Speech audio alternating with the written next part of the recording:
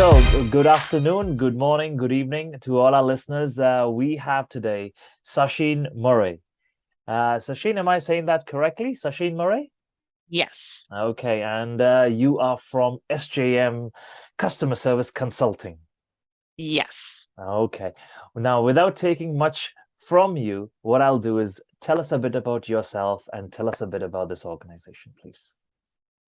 Well, I am the founder of SJM Customer Service Consulting, which is a small and humble consulting service that helps business owners with their customer experience programs and systems. So I'm looking at a customer experience from the customer side as well as from what your team does on the back end. So looking at from a tech side, a communication side, kind of holistic. Hmm. And I've been in business now for almost 8 years, working with tons of different businesses in different industries, from software, kind of SaaS companies to digital products, physical products, and even membership sites. So I've gotten kind of a potpourri of all different types of experiences working with business owners in different sizes and understanding their pain points and some of the pitfalls that happens when they start the business, they start to grow the business, and then there's you grow as you go. Hmm. And a lot of times some things break down. And so Hmm. these are the situations where I come in and help. Okay. Now let's start with yourself then. How did you end up? So there's a beginning to a story, and this is a story that's been going on, like you said, for the last 30 years. Yeah. Oh yeah. 20. I mean, Yeah. I started my customer experience career, if you want to look at it, from high school. One of my first Okay. jobs actually was working at a dry cleaners. And so I learned all the things about any type of fabric you want to think about, but I also learned about how to deal with customers and, how to handle issues in the space that I was in. It was a very mom and pop small business. And so that was one of my first jobs. And then it just led to a bunch of different jobs, once again, in different spaces. I worked in coffee, I worked at hotels, I worked, all sorts of different places. And eventually, as we got more sophisticated with the internet, it started to become virtual. Hmm. And so I started to kind of get my chops there and understanding different software and how to work with customers virtually. Hmm. Also, the usual channels by phone, by chat. So it just kind of evolved over time. And so when I looked up, Hmm. I went right before I started kind of establishing this company, I had a good number of years, good like 10 plus years. And so now I'm looking at 20 plus years in the field. And Okay. so I've seen all the kind of the good, the bad, and the ugly, if you say. Okay. And this was something that I really found interesting about yourself when we first had the conversation, which is you are a person who's kind of grown within this industry, and you've seen right from the roots all the way up to the top there. So this is something that I found very interesting, because we do get a lot of experts, and some experts are kind of quite they are specialists in their field, but they sometimes do tend to fall into that position. But Hmm. for yourself, it was a growth within this industry. So it's going to be quite an interesting chat as well. And another thing that we discussed as well, which was, what we were going to talk more about would be the tools that we use these days. And I think you touched up upon, Yes. which is there are so Yes. many tools available. Now, when I think about tools, I think about going to a sneaker shop, right? Yes. There Yes. are That's a there are good one. there are so many sneakers there, and Oh you my God. you think Yes. you want them all. You just sometimes you like the look of one, sometimes you like the price of one, sometimes Yeah, you want to have one because your friends have got one. Okay. exactly. Now, Hmm. how would you explain the same scenario when it comes to using tools in customer service? Well, just like you would walk into a sneaker store, Mhm. typically you're going there for a reason, right? You're not Mhm. going, I mean, sometimes you're just shopping. Like, Yeah. let's just be honest. You're at the mall, you're shopping, whatever. But if you're going to a sneaker store, typically there's a purpose. There's some sort of purpose there. Either you're looking for a tennis shoe, or you're looking for a basketball shoe, or you're looking for a walking shoe, Mhm. or you're looking for something that's more serious, like a soccer cleat, you Mhm. know? Mhm. So you're looking for something specific. And it kind of goes in the same vein of a tool. Mhm. You're coming from a perspective of your need to have this tool to be able to assist you with in this case, your business. Mhm. And it's not going to just be any type of tool typically, although it happens even with sneakers. Let's be honest. Okay. Somebody might find the sneaker and just be like, this is really fly, and I'm just going to rock it, and it doesn't work out. So Yeah. it's the same kind of thing with tools. Okay. You will make a decision. Sometimes it works out, sometimes it doesn't. But in my experience with businesses, I've seen both sides. I've seen where there's a tool that's picked, it's great, and then there's a tool that's picked and it's not great, you Mhm. know? Okay. So yeah. Now, so the choice, and I'm speaking this because our listeners will be from a customer service background, Hmm. and they might be someone who have already been in the business for a long time, or someone who's just starting out. So I'll break this down into two. So someone who's a new customer service manager, or someone's just stepped into the world of customer service, and they get inundated with these tools. There are so many offers going on. There are so many demos that they probably will be doing. Hmm. What would you advise them? What to look out for? What are the telltale signs, or something that would help them make that decision? Because prioritization is the key word that we use all the time. You have to have some sort of a priority. You have to kind of you have to give them some sort of a numbering in terms of which one's the best that fits for your business. What would you advise them to look out for? I always like to tell businesses and advise them to think about it from their perspective. Hmm. What is it that the business needs? Like, what type of business do you have? I mean, establish those very simple things. What's the size of the business today? Okay. What type of business or service are you offering? And what information are you trying to, what's the end goal of this tool? One of the other things is, what are you trying to get as far as a communication with a customer? Um, is it about the communication? Is it about gathering information? Hmm. Is it because most of these software platforms have most of these things, right? There's going to be features that are very similar amongst most of the tools. The differentiation is, what is it that the business needs, as far as what they need today and how they're looking at it kind of going forward. So in a manager position, you're looking at it from, I have so many agents, right? You may or may interact with other departments with this tool. Hmm. You have a certain amount of information you're going to put into this tool, and there's different channels. You're that, well, how do we communicate with our customers today? Is it through email? Is it through phones? Is it through a chat bot? So it's thinking about those things and really establishing kind of a checklist of what it is that you're looking for out of the tool. Hmm. Because most of these, and then also thinking about it from a space of, what do we already have Hmm. that has to also communicate with this tool? Okay. That's a huge pitfall that I see with a lot of businesses that end up with integrations that don't work well together because they didn't think about that part. Yeah, So that's important. Like, how is it all going to fit together? Because it's not just one tool most businesses are using. There's at least four or five. And that's they right. all kind of got to they all got to kind of talk together to avoid the team having 20,000 tabs open, right? Because you can have that, but it Mhm. becomes a very manual process and takes a lot of time. Or you can figure out if these integrations work together too.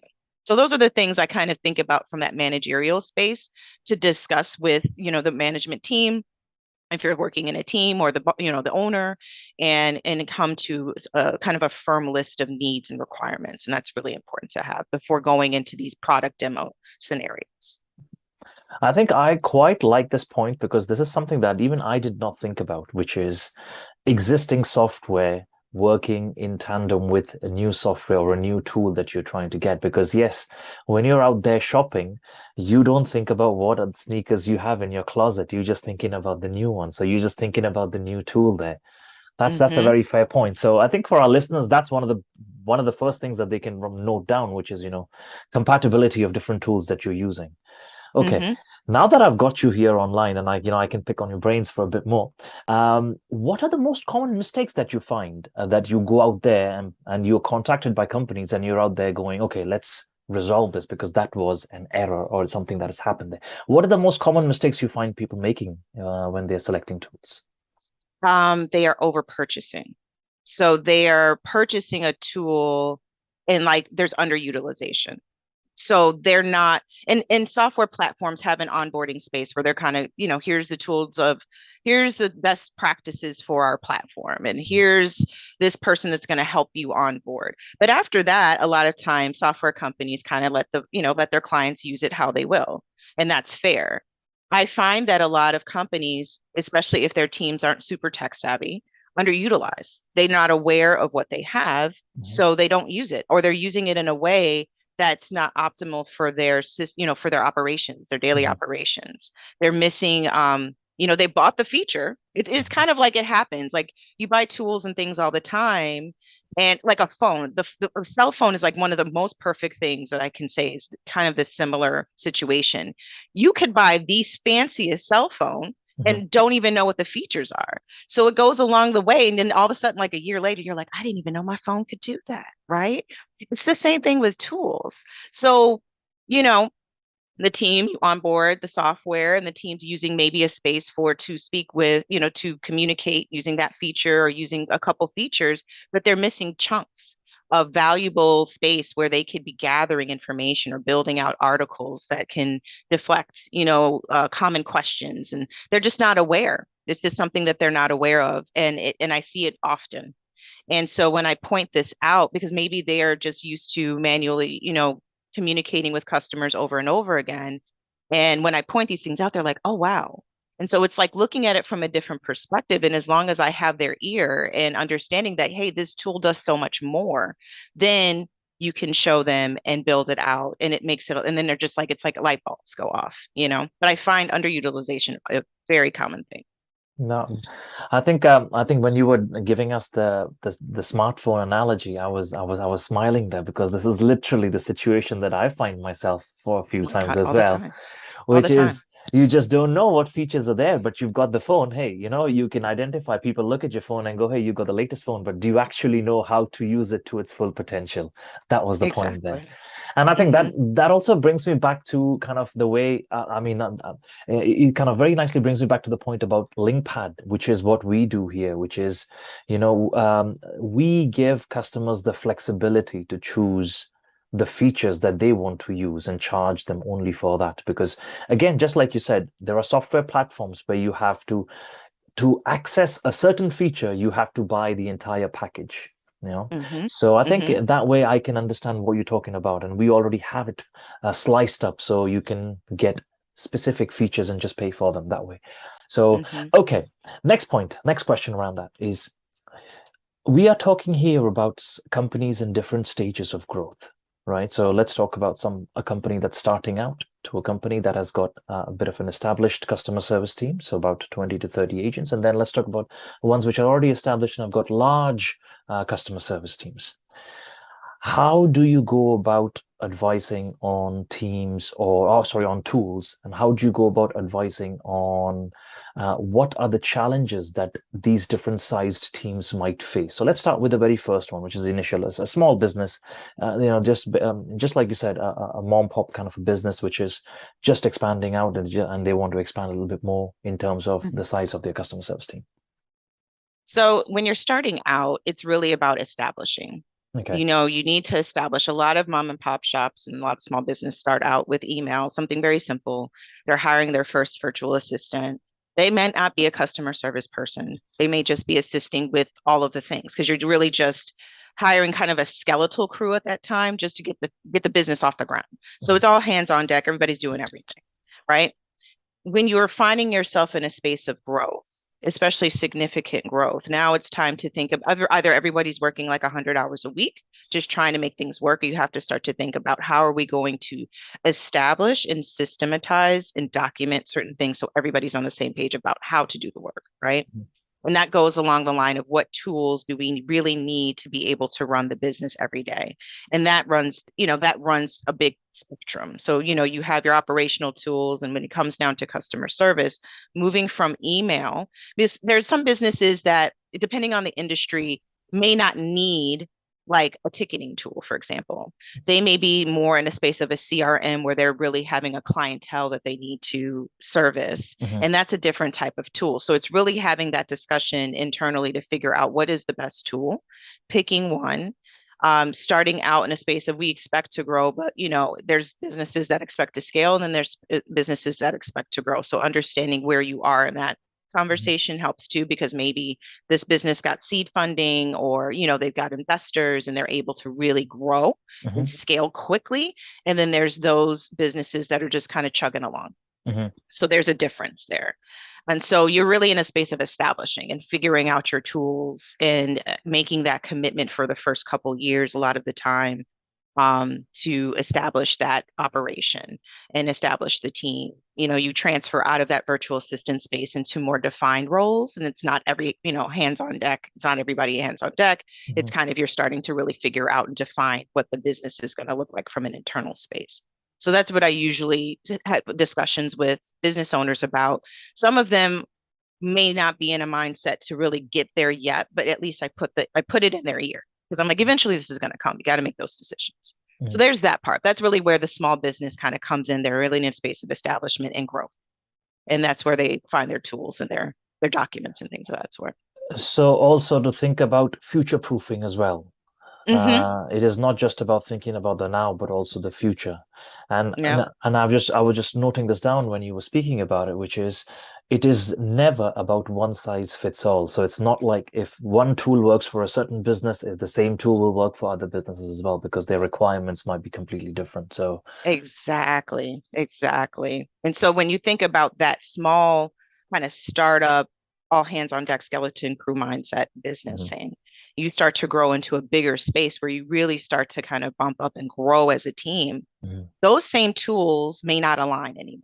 mhm, Or if you've picked a tool that is going to grow with you, mhm, it's time to reassess and review what is our system now, and where do we need to be able to not only service the the increase in volume for our customers a lot of the time, but also the increase in our onboarding of staff and team, because it's no longer like 3 agents. Now you're dealing with 20 agents, and now you're dealing with organization. So you're probably dealing with a head of CX, or customer service. You're dealing with a bunch of supervisors and a good group of agents. So mhm, now we're dealing with a whole department. And so it's really looking at what is the tool that is going to give us oversight. mhm, Accountability starts to step in, because it's no longer everybody can see everything. That business has grown to a certain point where now you're having to lean on reporting and metrics, and establishing KPIs and expectations. And that's where that is very important when you're in that space of growth as a business, or you're scaling up to that space.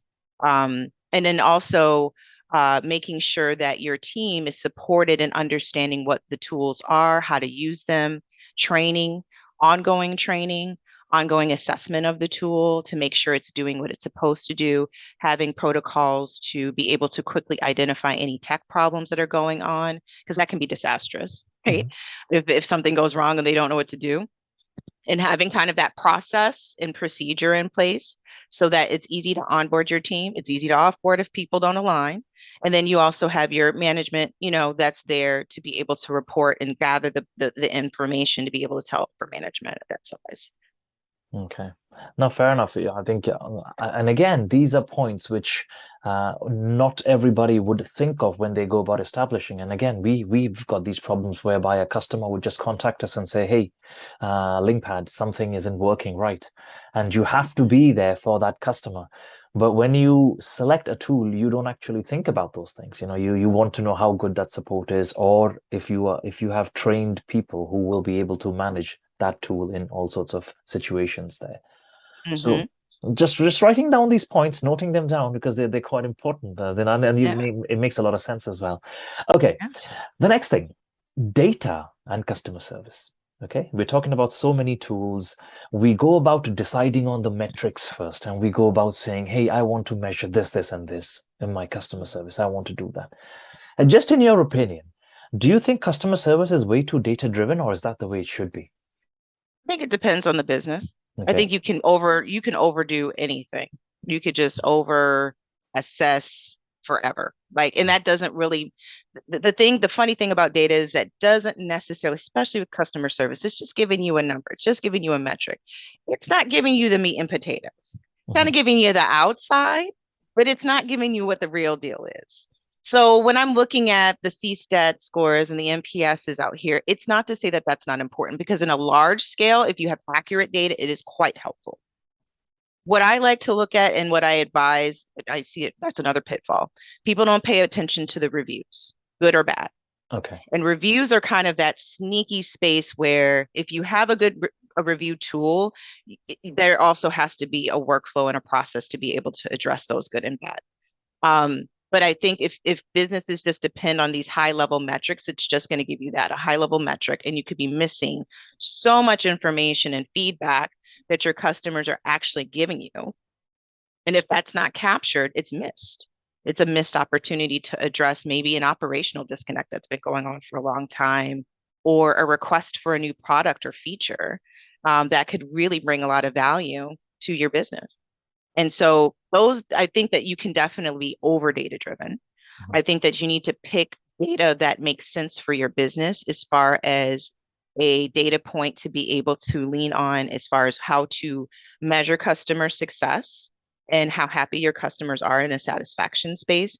But I also think there needs to be other protocols where feedback is really taken into consideration because a lot of times feedback will lead to action points. Okay.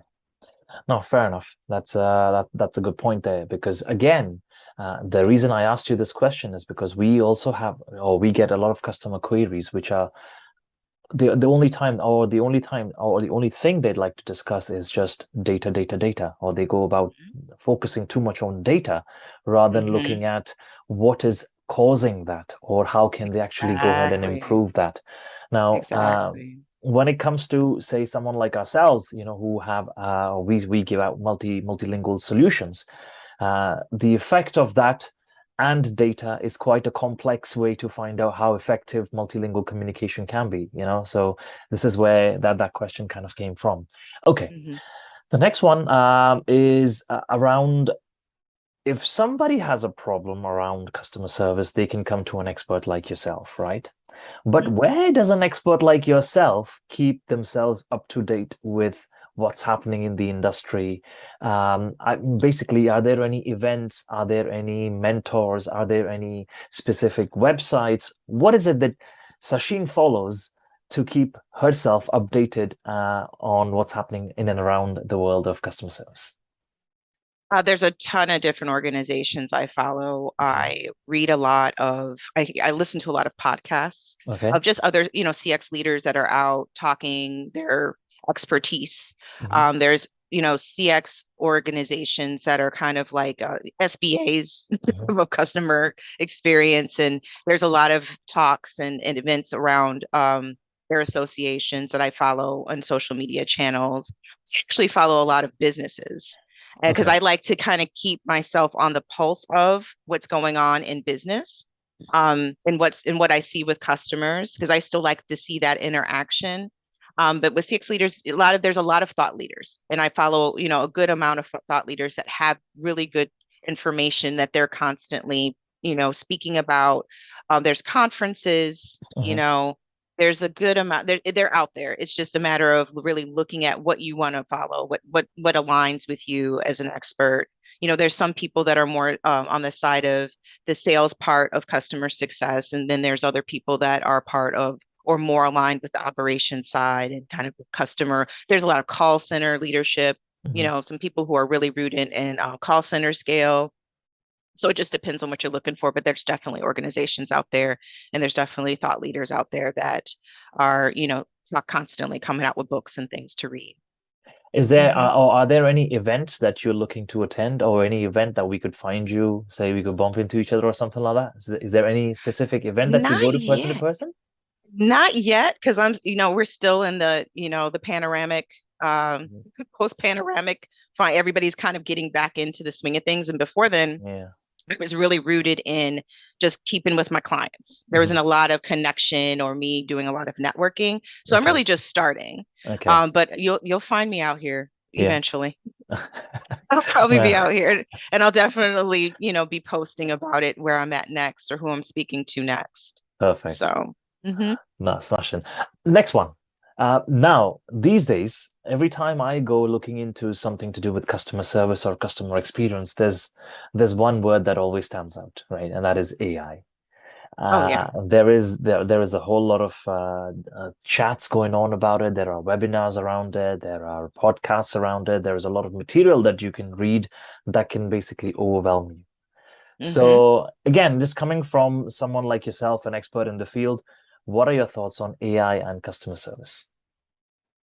There's been, well, before the chat GPT stuff, I think that there was a lot of the chat bot supposed to solve a lot of the problem with, especially with volume or deflection. And I found working with that tool to be interesting because I'm like, a chatbot still needs to be trained. And that still takes time and that still takes human interaction. Mhm, Now, as AI is growing, it's becoming more intelligent. You don't necessarily need to train it because now there's these, codings and algorithms that are starting to just automatically, make the AI more intelligent, which is a cool point. But I think that there's always going to have to be a semblance of human element to be able to contain, keep accuracy, humanize it, mhm. right? Because at the end of the day, it's still a computer, and Correct. that's just in the truest sense of it's still a computer, oriented. It's not a human. With customer service, I think that if organizations are struggling with customer centricity, because there's organizations and businesses that want to be very much so close to their customer and communicate with them, and that's human to human action. Others will strategically use tools that may be AI generated or, a chatbot or things of that sort, strategically use it in a way when they're off hours. Maybe they have limitations around their customer service and they're like, okay, well, we'll use that in the meantime until we're back. There's still human interaction with it to be able to manage it, right? Then there's others that will try to lean on it, and that's where I think there's still going to be pitfalls. Mhm, No matter what you do, there's going to be some sort of hiccup or inaccuracy or breakdown. Because the minute something runs out of a battery or runs out of something disconnects technologically, the whole thing goes. And until mm, that's fixed, which usually takes another human to do, that's where you are. So I think that AI, and I don't think it's a bad thing. I think there's a lot of benefits to it, especially like the chat GPTs, where it really helps with language and it gives you some information to be able to iterate on. I still think there's going to have to be, it's not going to replace customer service in some spaces. Maybe in other spaces they'll come up with something, but I guarantee it'll break down at some point in time. So that's just the nature of it today. No, I think you nailed it on the head there. This is the kind of approach that we have as well. But I thought I'd just get your opinion on that. We think it's not something that you can let loose. hmm It needs some human intervention at the right time, or it needs some human intervention to make sure that it is actually doing the task that it's asked to do. And hmm again, when we implement AI in Lingpad, we kind of have the same measures or some checks and balances in place to make sure that it's not running away with it. You always have a human to approve it to kind of go ahead and get it done with. So, okay, I'm glad that we're kind of thinking along the same lines when it comes to that. Okay. hmm At this point now, what we do is I've got some trivia questions for you. So Yeah. this is non-work related, non-business related. Okay, Okay. whatever comes to your mind, the first thing that comes to your mind, please let us know what it is, and then I mean, once we have some time, we'll also discuss a bit about why you selected those answers. Okay, so this is as simple as would you rather. Okay, Okay. so my first question to you about is, would you rather be God in a virtual world or a ghost in the real world? Ooh, that's a good question. Oh, that's a hard one. It makes you think. Oh, yeah, it does. I never said they were going to be easy, but you know, I'm going to say God in a virtual world. okay. Do we know hmm the reason? Because I think you're able to see the world in a different perspective. I think that's what it's at. Yeah, I think Okay, definitely. okay, fair enough. Question number two. Again, there are no right or wrong answers. Okay, to this, it's just for fun. The other one is: would you rather be able to slow down time by 10%, or would you rather jump three times as high as you can right now? Definitely slow down time. I think I went for the same one. I was Definitely gonna slow do down that as well. time. I was gonna do that as And well. I cannot keep up with the day. That would help a lot. I can slow Okay. down time. Okay. The next question. Now, that's no reflection to your patriotism, the next one, okay? But would you rather be born in the same country again or a different one of your choosing? Ooh. Another, I think I would choose to be born in a different country for a different choosing, just to get a different perspective. I love different perspectives. Okay. So like I already have the US on, that's jammed out, right? Cool. I would, pick some other place to see what it would be like. Yeah, definitely. Yeah, okay. The next one is quite related to this one as well. So let's see what you pick on this one. So, would you rather take an all expenses paid dream vacation every year, or, that's for a month, for a whole month, or have the job of your dreams and not have any vacations? Oh my God, vacation. Yeah. Totally. Okay, Yeah, you go for that.